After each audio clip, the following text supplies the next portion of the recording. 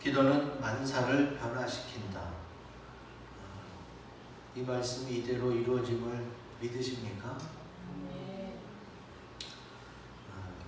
각 기도원마다 가장 많이 써있는 그런 글귀 중에 하나입니다. 정말로 기도하게 되면 변화가 일어나는 줄로 믿습니다. 하나님께서는 우리가 기도하길 원하세요. 왜? 하나님, 우리가 기도를 통해서 나의 연약함을 깨닫고 또 기도하면 응답을 받잖아요.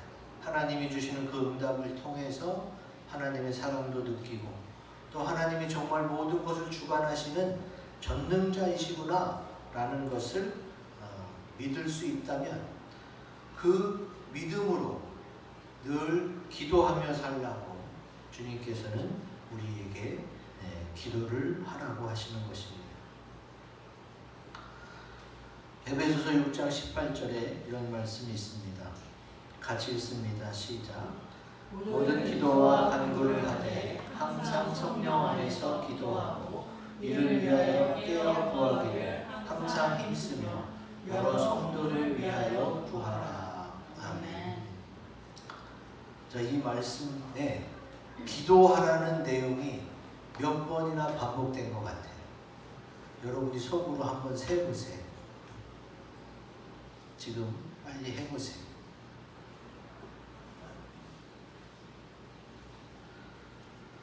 모든 기도와 간구도 기도지요. 성령 안에서 기도하고 이를 위하여 깨어 구하라. 구하는 것도 기도고 항상 힘쓰는 것 중에 기도하는 게 있겠죠.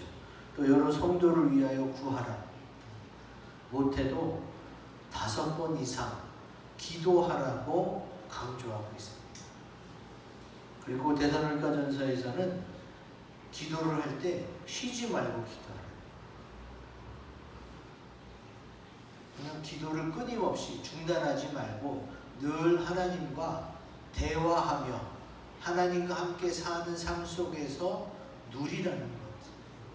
그냥 계속 혼잣말로 미친 사람처럼 중얼중얼 거리라는 것이 아니라 우리가 속으로 기도해도 하나님은 다 들으시니까 늘 주님과 함께하는 삶, 함께 주고받고 대화하며 그렇게 살아가기를 주께서 원하시는 거죠. 이렇게 주님과 늘 대화하며 또 기도하고 기도 응답을 받는 복된 인생이 되시기 바랍니다. 아멘. 기도가 어떤 뜻인지 사전을 찾아봤어요. 인간보다 능력이 뛰어나다고 생각하는 어떠한 절대적 존재에게 빔 또는 그런 의식 이렇게 되어 있어요. 그래서 기도는 예수 믿는 사람만 기도하는 게 아니에요. 어떤 종교를 가진 사람이든 종교가 없는 사람도 기도는 할 수 있어요. 왜? 절대적 존재. 우리 기독교에서는 그분이 하나님인데 다른 종교에서 자기가 믿는 절대자가 있잖아요. 또 종교가 없는 사람도 하늘을 바라보며 자기 마음의 소원을 비는 사람도 있어. 그러니까 사람으로 태어난 이상 누구나 다 기도할 수 있어요. 근데 그 기도를 이루실 수 있는 분이냐 아니냐가 정말 중요한 거지. 우리가 믿는 하나님은 천지를 창조하시고 다 주관하시고 그리고 모든 걸 다 할 수 있는 전지전능한 하나님이신 줄로 믿습니다. 그래서 우리는 기도 응답이 이루어지는 거예요. 우리가 믿는 절대적 존재 하나님이 정말로 살아계시니까 믿는 자에게는 기도하는 대로 이루어지게 돼 있는 거고, 그게 아닌 다른 종교에서는 기도는 할 수 있어요. 그러나 기도 응답이 어떻게 되는지는 보장할 수가 없습니다. 기도 응답이 이루어진다는 어디 나와 있어요? 이 성경에 하나님 말씀에 써 있어요. 그래서 제가 지금 증거하는 겁니다. 그래서 여러분 내가 이런 하나님을 믿게 된 거, 나를 지으시고 주관하시고 다스리시고 마지막에 다 회복하실 수 있는 전능하신 하나님을 믿을 수 있게 된 것을 감사하게 생각하시고 늘 기도하시기 바랍니다. 이게 기도를 하면요, 내 근심 걱정을 주님한테 맡기는 게 돼서 그래서 마음에 평화가 찾아와요. 그리고 또 어떻게 돼요? 행복한 삶을 살 수 있게 됩니다. 나를 위해서 십자가에 피 흘리신 예수 그리스도의 이름으로 늘 기도하심으로써 평안하고 행복한 삶을 살아가시기 바랍니다. 아멘. 오늘 말씀을 하나씩 살펴보면서 나누고자 합니다. 제일 처음에 12절 13절에 뭐가 나와요? 안식일에 우리가 기도할 곳이 있을까 하여 문밖 강가에 나가 거기 앉아서 모인 여자들에게 말하는데, 이렇게 쓰여져 있습니다. 이들이 기도할 곳을 왜 찾을까요? 사도행전 16장 13절 앞부분에 보면은요, 9절에 이런 말씀이 나와요. 사도행전 16장 9절 같이 읽습니다. 시작. 밤에 환상이 바울에게 보이니 마게도냐 사람 하나가 서서 그에게 청하여 이르되 마게도냐로 건너와서 우리를 도우라 하거늘. 아멘. 우리는 16장 12절부터 봤는데 그 앞에 내용이 뭐냐? 사도 바울 일행이 아시아로 가려고 했어요. 아시아로 가려고 했는데 하나님이 마게도냐 사람 환상을 보여주면서 마게도냐로 오라는 거예요. 그래서 마게도냐의 첫 성, 마게도냐에 들어가면 제일 처음 만나는 성 빌립보에 갔어요. 근데 빌립보로 가서 하나님 어떻게 도우면 돼요? 하고 그것을 물어보려고 기도할 곳이 있을까 찾아보는 중이었어요. 그러므로 기도 인생이란 어떤 인생이냐? 우리 크고 굵은 읽어봅니다. 시작. 기도를 통해 가야 할 길을 찾는 인생입니다. 아멘. 제가 대학교에서 학생들을 가르치다 보니까 많이 하는 게 적성검사, 또 설문조사. 왜냐하면은 대학에서 열심히 전공을 배우고 취업을 해야 될 거 아니에요. 내가 처음에는 이 과목이 좋고 이 전공을 살려야겠다 하고 들어왔지만 하다 보면은 안 맞을 수도 있어요. 그래서 요즘 대학생들은 복수 전공을 많이 해요. 내가 경영학부로 들어왔지만 나 사회복지도 공부해야지 해서 사회복지도 하는 사람이 있고, 또 신학으로 들어왔지만 또 내가 다른 걸 또 복수 전공해서 자격증도 따고 취업 준비를 많이 하죠. 앞으로 사회 초년생이 어느 길로 가야 내가 기쁘고 즐겁게 평생을 일하면서 먹고 살 수 있나? 그거 굉장히 중요하잖아요. 근데 그게 대학생에만 중요하겠어요? 모든 사람에게 다 중요합니다. 내가 지금 60이든 80이든 앞으로 천국 가기 전까지 어떻게 살아가는 게 좋은지 내 가야 할 길을 찾는 것은 아주 중요해요. 제가 설교 준비하다가 어떤 90세 노인이 쓴 글을 봤어요. 그분이 뭐를 후회하느냐? 나는 60세가 돼서 은퇴하면서 뭐 이제 조금 살다가 죽을 테니까 하고 대부분 손을 놨다는 거예요. 대부분 손을 놓고 죽은 날만 기다렸는데 90세까지 지금 멀쩡하게 살아있다고. 내가 60세 때 왜 그런 생각을 했는지 바보 같았다고 고백하더라고요. 여러분 정말로 100세 시대입니다.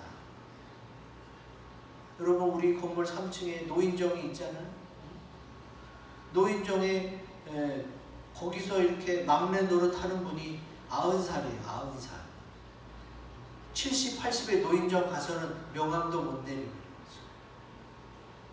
지금 정말로 그렇게 복지, 의료가 좋아져서 오래 살아요.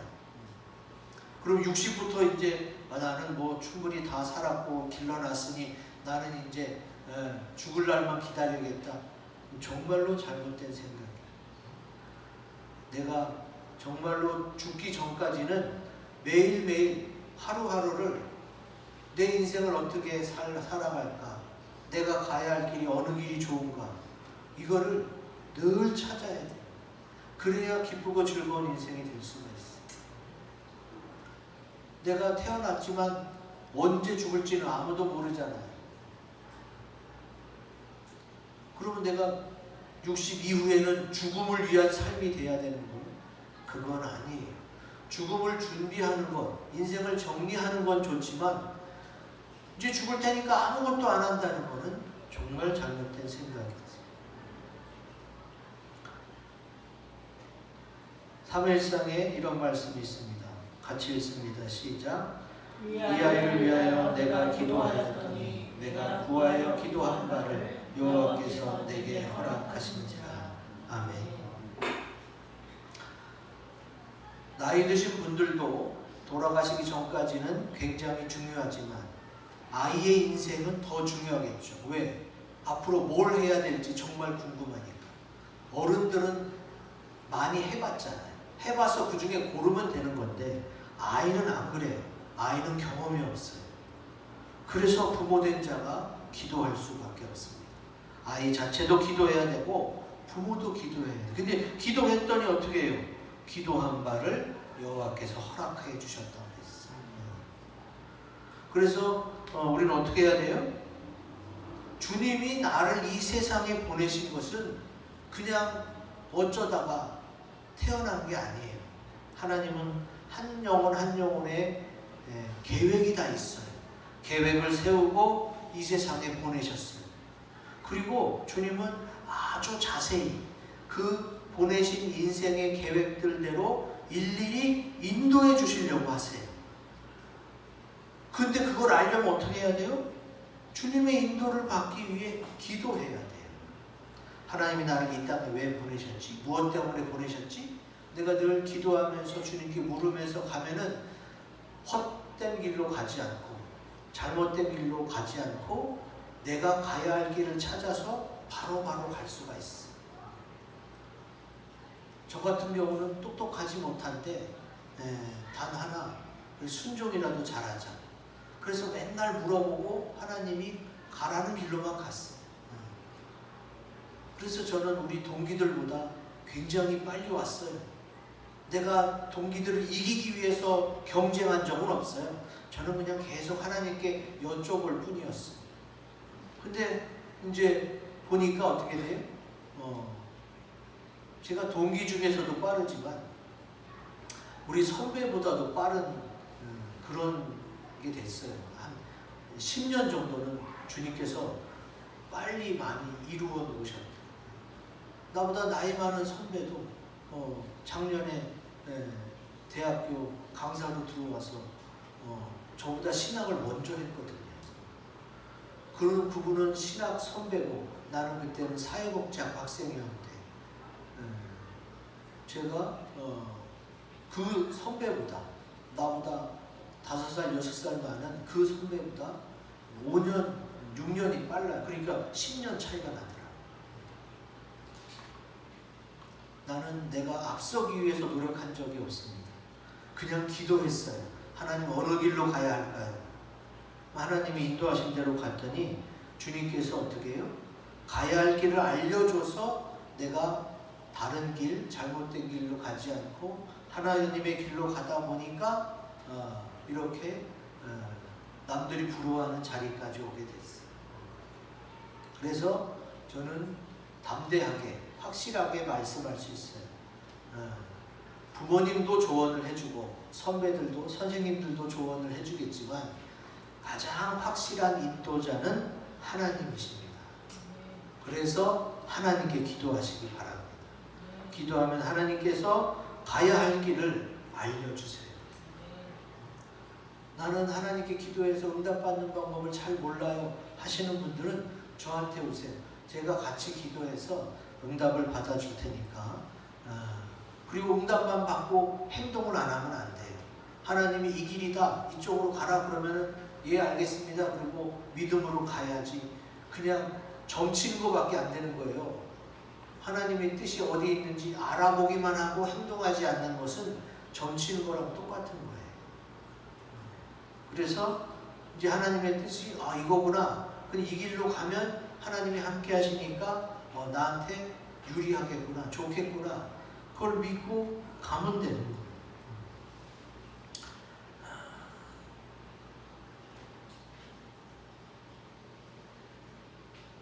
누가복음 11장 2절에 4절에 보면은 제가 읽어드릴게요. 예수께서 이르시되 너희는 기도할 때 이렇게 하라. 아버지여 이름이 거룩히 여김을 받으시며 나라가 임하시오며 우리에게 날마다 일용할 양식을 주시옵고. 여러분 이 기도 많이 들어봤죠? 어떤 기도예요? 네, 주기도문이에요. 우리가 예배 때 늘 하는 주기도문인데 예수님이 뭐라고 그랬어요? 너희는 기도할 때에 이렇게 하라 그러면서 예수님이 직접 기도하는 방법을 알려주셨어요. 왜 그러겠어요? 기도가 중요하기 때문에 그래요. 또 성령님도 우리 기도를 도와주세요. 로마서 8장 26절 같이 읽습니다. 시작. 이와 같이 성령도 우리의 연약함을 도우시나니 우리는 마땅히 기도할 바를 알지 못하나 오직 성령이 말할 수 없는 탄식으로 우리를 위하여 친히 간구하시느니라. 아멘. 예수님께서도 기도가 너무나도 중요하니까 너희는 이렇게 기도하라 하고 기도문을 알려주셨고, 성령님도 어떻게 해요?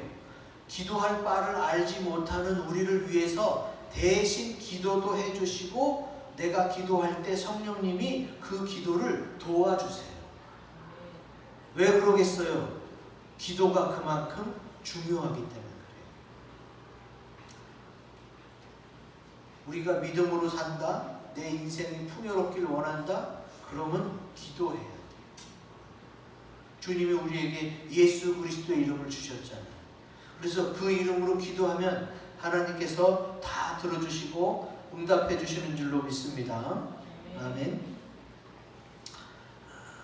제일 지혜롭지 못한 사람이 어떤 사람이냐? 문제가 생겼는데 그 문제를 놓고 기도하기보다는 이 방법 저 방법 내가 아는 거 남들에게 들은 거 세상에서 쓰는 거 인터넷에서 검색해서 다 써봐요. 다 해보고 안 되면 그때 이제 기도하고 이런 분들이 있어요. 정말로 지혜롭지 못한 분. 문제를 가장 잘 해결하시는 분은 바로 하나님이세요. 가장 잘 해결해 주시는 하나님께 기도부터 하는 게 그게 첫 번째. 제가 청년 때 기도원에 있었는데 누가 올라왔어. 나보다 한 10몇 살 많은 분이 와서 어떻게 오셨어요? 그랬더니 자기는 사업하다가 부도 맞고 올라왔대. 얘기가 그래요. 사업하다가 여기서 저기서 있는 돈 없는 돈 다 끌어가다가 다 막았는데 마지막 300만 원이 부족해서 결국은 부도 맞았다는 거예요. 그리고 기도원에 올라왔다는 거예요.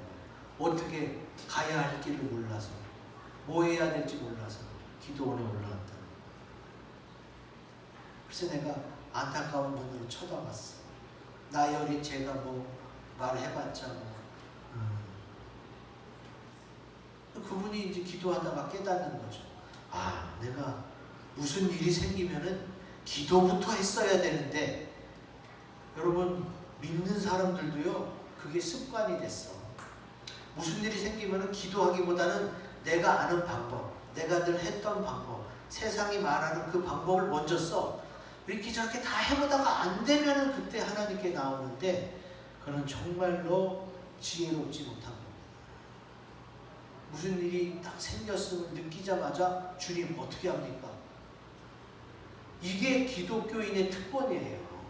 주님한테 기도할 수 있는 거, 주님한테 맡기는 거, 주님한테 해결해 달라고 부탁하는 거, 이게 주님이 우리에게 예수 이름을 주면서 기도하라고 하신 겁니다.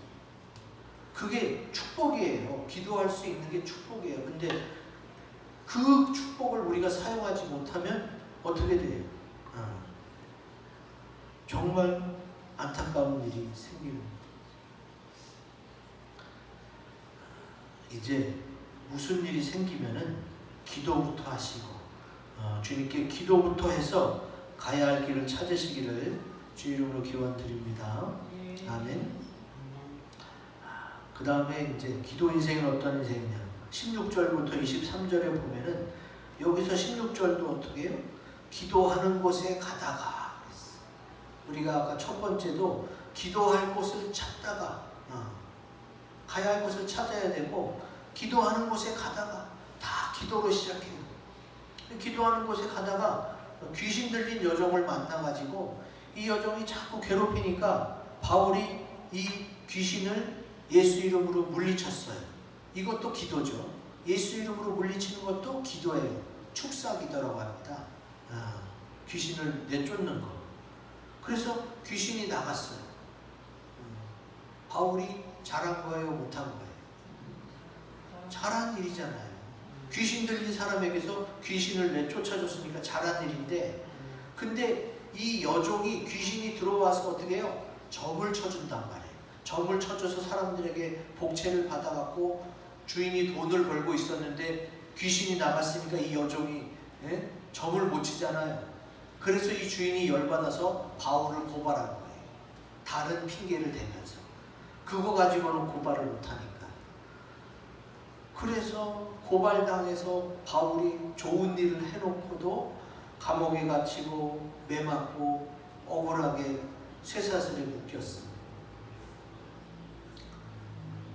여러분, 여기서 우리가 꼭 하나 알아야 될 것이 있어요. 주님, 우리가 기도하는 것을 기뻐하시지만 우리가 기도해놨다고 해서 고난이 피해가거나 고난이 오지 않는 것은 아닙니다. 그거는 기억하셔야 돼요. 기도는 고난을 피해가기 위해 있는 게 아니에요. 기도는 주님과 늘 대화하면서 주님으로부터 인도받는 게 기도예요.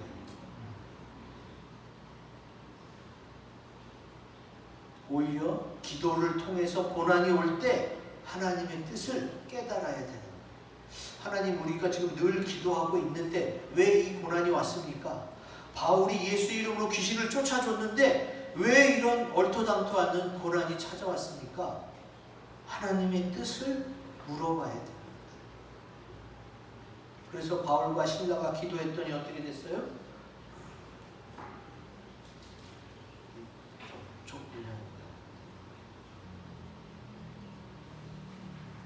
건드리면 안 되는데. 바울과 실라가 기도하다가 이것을 깨닫습니다. 우리가 예수 이름으로 잘 했는데도 불구하고 이런 고난이 찾아오는 것은 하나님이 어떤 뜻이 계시구나. 이것을 깨닫고 불평하고 원망하고 억울해하기보다는 오히려 기도하고 찬송하고 순종합니다. 그러므로 기도 인생이란, 우리 크고 굵은 곳을 읽어봅니다. 시작. 기도를 통해 하나님의 뜻을 깨닫고 순종하는 인생입니다. 아멘. 기도할 때에 내게 닥친 이 고난이 무엇 때문인지를 깨달을 수가 있는 겁니다. 이미 사도행전 16장에 베드로도 이런 일을 경험합니다. 베드로가 사도행전 10장에 기도하다가 환상을 봐요. 근데 그 환상이 뭐냐면은 이 큰 보자기 같은 그릇에 먹지 못할 것들이 가득 내려와.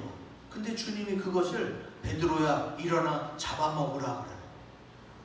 아니, 주님 구약에 주님이 이런 거 먹지 말라고 다 성경에 써놔서 여태까지 안 먹고 있었는데 이제 와서 잡아먹으라고요? 아유, 나는 그거 못합니다. 이렇게 못한다고 했는데 주님이 3번씩이나 잡아먹으라 그랬어요. 그 환상을 보고 이게 무슨 뜻일까 기도하고 있었어요. 그랬더니 누가 오냐? 고넬료 가정에서 보낸 하인이 옵니다. 그래서 사도행전 10장부터 뭐가 나오느냐? 유대인이 아닌 이방인들이 복음을 듣고 전도받아서 구원 얻는 그 역사적인 순간이 사도행전 10장부터 나와요. 베드로가 아니, 하나님이 왜 구약에는 먹지 말라고 했던 음식들을 이제 와서는 먹으라고 하지?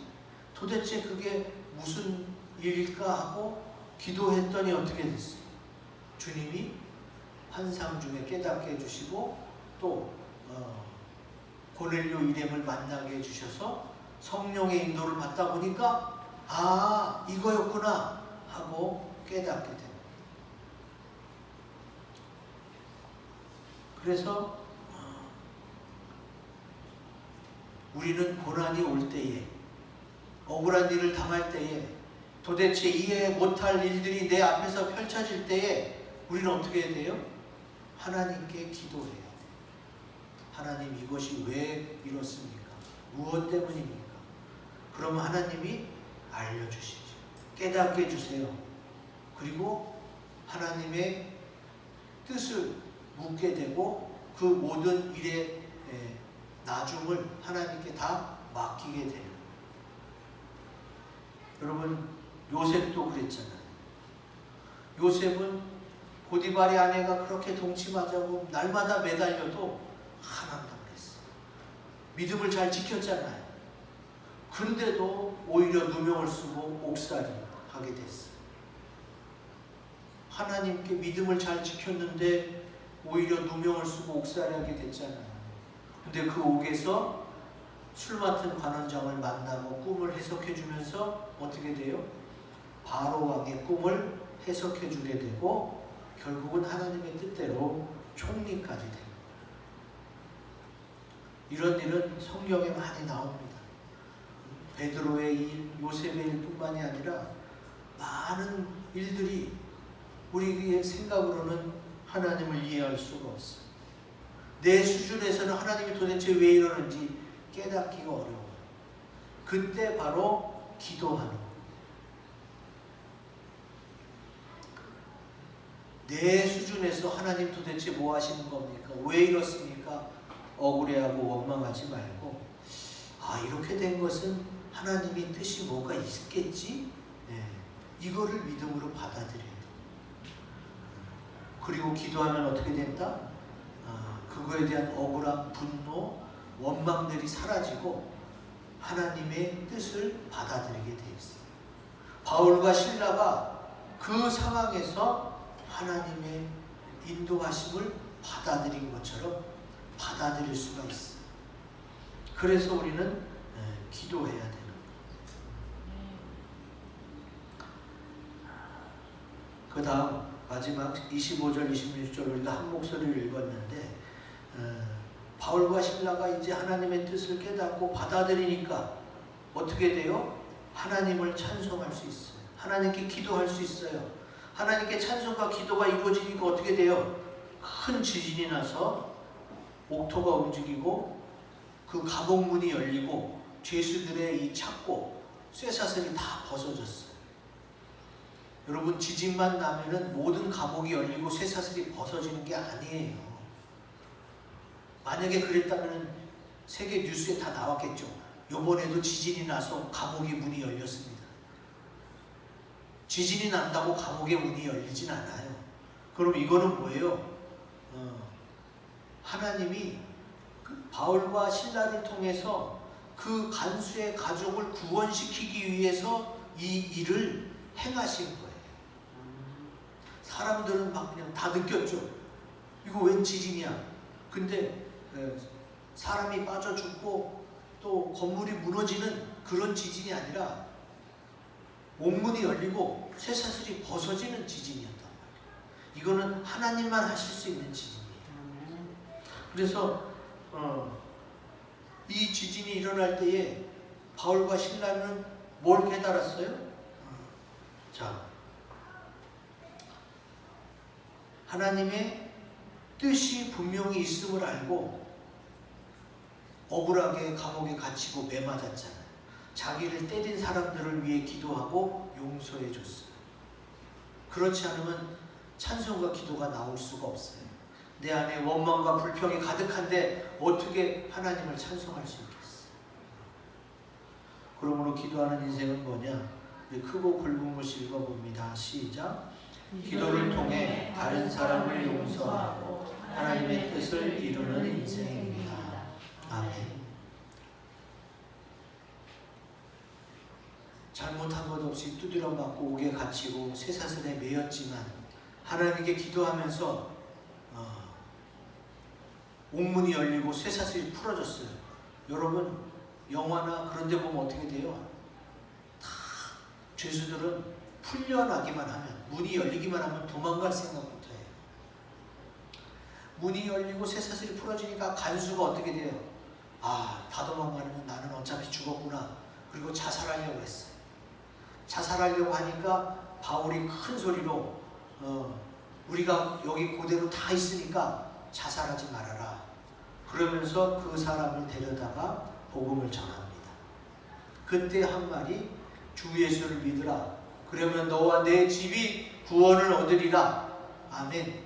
그때 이 말씀을 한 거예요. 그래서 그때 그 간수장이 바울을 다 씻겨주고 자기 가족을 데려다가 세례받고 그 간수장의 가족과 루디아의 가족이 빌립보에서 제일 처음 교회가 시작되게 되는 겁니다. 하나님은 기도도 좋지만 기도를 통해서 궁극적으로 이루실 목적이 뭐예요? 교회를 세우는 거예요. 교회를. 믿는 자들이 생기고 믿는 자들이 모여서 교제하고 기도하고 하나님 나라를 이루어가는 교회를 세우는 것이 하나님의 뜻입니다. 그래서 하나님은 어떻게 해요? 그 놀라운 역사를 이루어가기 위해서 고난이 와도 이겨낼 만한 믿음을 줬어요. 그리고 기도하는 가운데 이 고난이 무엇 때문인지를 깨달아 알게 해줬어요. 그래서 마가복음에 보면 이런 말씀이 있습니다. 마가복음 11장 25절 같이 읽습니다. 시작. 서서 기도할 때 아무에게나 혐의가 있거든 용서하라. 그리하여야 하늘에 계신 너희 아버지께서도 너희 허물을 사하여 주시리라 하시느라. 아멘. 우리는 많은 기도를 해요. 뭐 필요해요? 뭐 주세요? 간구의 기도도 많이 하지만 사실 하나님이 원하시는 기도는 용서해 주라는 기도예요. 그리고 중보 기도, 남을 위해 기도하는 것을 하나님이 원하세요. 그래서 예수님도 우리를 용서해 주기 위해 이 땅에 오셔서 십자가에서 그렇게 기도하셨잖아요. 아버지여, 저들은 저들의 죄를 알지 못하니 주님 용서해 달라. 그런 예수님의 기도가 나의 기도가 돼야 돼. 우리의 기도가 되어서 내게 잘못한 사람들을 아프고 힘들고 어렵지만 주님을 생각하고 주님의 십자가를 생각하면 그들을 용서해 줄 수가 있어. 그들을 용서하는 기도를 해야 돼. 요셉도 형들을 이미 용서했기 때문에 형들을 기쁘게 맞아들이고 형들을 만났을 때 울 수 있었던 거예요. 만약에 그냥 이를 바득바득 깔고 원한을 삼았다면 원수가 갚았겠죠. 형들을 봤을 때. 근데 기도하는 가운데 이미 그들을 용서해서 그들과 아버지를 잘 모실 수 있었던 거예요. 욥도 그랬습니다. 욥도 용서했어요. 욥기 42장 10절 같이 읽습니다. 시작. 욥이 그의 친구를 위하여 기도할 때 여호와께서 욥의 분경을 돌이키시고 여호와께서 욥에게 이전 모든 소유보다 갑절이나 주신지라. 아멘. 욥이 재산 다 잃고 자녀들 다 죽고 본인은 병들고 와이프는 하나님을 욕하고 죽으라고 그러고 그렇게 아무것도 없는 상황에서 친구들이 와서 무려 4명이나 와서 네가 무슨 잘못을 했으니까 이런 일을 당하지 하고 다 그러고 있어. 그럼 욥이 다 이런 상황에서 친구들이 그러면 얼마나 아프고 힘들었겠어요. 근데 여러분 아시잖아요. 욥이 잘못해서 그런 게 아니라 욥을 시험한 거잖아요. 그래서 욥의 친구들이 와서 위로는 못 해줄 망정 욥한테 뭐라 그러니까 어떻게 욥이 힘들었지만 욥은 그 친구들을 위해서 기도합니다. 여기 단어는 안 나와 있지만 이 안에 뭐가 있어요? 욥이 그 친구들을 용서한 거예요. 그리고 그들의 잘못을 대신해서 기도해 줬어요. 그랬더니 욥의 곤경이 돌이켜졌고 2배나 갑절이나 축복을 받게 됩니다. 우리의 기도가 그런 기도가 나와야 돼요. 근데 그런 기도를 쉽게 나오겠어요? 흉내내는 것밖에 안 되는 거. 그러면 그게 흉내가 아니라 진짜 그렇게 되려면 어떻게 해야 돼요? 예수 그리스도의 십자가가 내 안에 들어와야 돼요. 예수님이 정말로 나를 위해서 피 흘리셨고 나를 너무 사랑하셔서 죽기까지 복종하셨고 이게 믿어지면 나도 예수님처럼 그렇게 되는 거예요. 조금씩 조금씩. 그렇게 되면 어떻게 됩니까? 예수님처럼 기도하고 욥처럼 친구들을 위해 기도하고 요셉처럼 자기 형제를 위해서 자기를 죽이려고 했고 애굽에 팔아넘겼던 그 형들을 용서할 수 있게 되는 거예요. 이제 오늘 말씀을 통해 기도 인생이는 어떤 인생이냐, 얼마나 주님을 믿고 기도하느냐에 따라서 가장 기쁘고 복된 인생이 될 수 있습니다. 이제 예수님을 늘 생각하고 늘 기도하여서 기도를 통해 하나님의 뜻을 이루고 또 내가 바라고 원하는 것들이 다 이루어지시기를 주 이름으로 축원드립니다. 아멘. 이 말씀을 가지고 우리 묵상하고 다짐하는 시간을 가집시다.